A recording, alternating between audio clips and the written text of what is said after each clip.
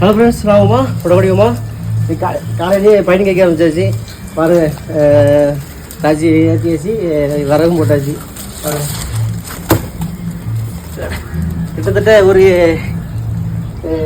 200-300 degree Celsius மேலே வைப்போம். செம்ம ஹீட்டுங்க. அது என்ன பண்ண, பிஸ்னஸ்லாம் அப்படி தான் இருக்கும். ஸோ கொஞ்சம் கடினமான வேலை தான்.